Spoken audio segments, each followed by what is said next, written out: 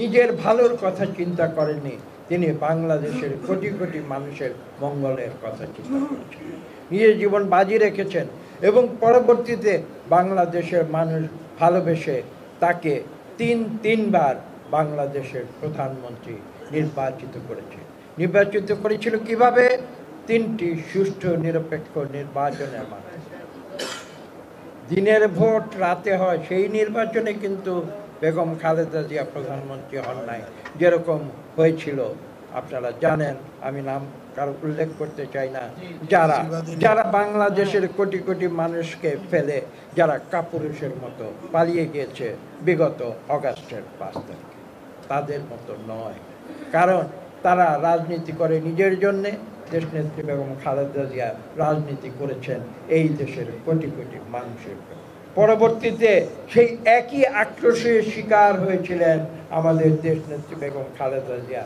আমি একটি কথা আজকে স্পষ্ট করে বলতে চাই আপনাদের উদ্দেশ্যে, বাংলাদেশের কোটি কোটি মানুষের একথা জানা প্রয়োজন রয়েছে।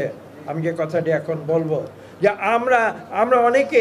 আমরা অনেকে তখন দেশনেত্রী বেগম খালেদা জিয়াকে বলেছিলাম, এটা মিথ্যা রাজনৈতিক মামলা, আপনি কেন কোর্টে যাচ্ছেন, আপনি কেন সেখানে গিয়ে আপনি হাজির হচ্ছেন? তিনি বলেছিলেন, আমি আইনের প্রতি শ্রদ্ধাশীল। এবং আপনারা জানেন তিনি আইনের প্রতি শ্রদ্ধাশীল হয়ে মিথ্যা মামলায় তিনি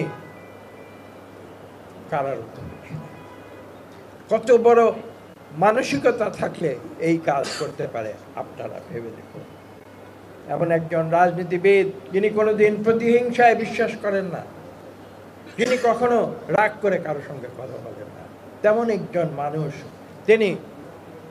এই সরকার, আজকের সরকার হয়তো তাকে শ্রদ্ধা জানাচ্ছে, কিন্তু আমি বলবো যে যখন দেশনেত্রী বেগম খালেদা জিয়ার প্রতি যখন অন্যায় হচ্ছিল, তখন আমরা সত্যি কথা বলতে এদেশের কোটি কোটি মানুষ যখন শক্তভাবে যে পদক্ষেপ নেওয়া প্রয়োজন ছিল, আমি অকপটে স্বীকার করব, আমরা চেষ্টা করেছি, কিন্তু হয়তো আমরা সেই শক্ত পদক্ষেপ তখন নিতে পারিনি।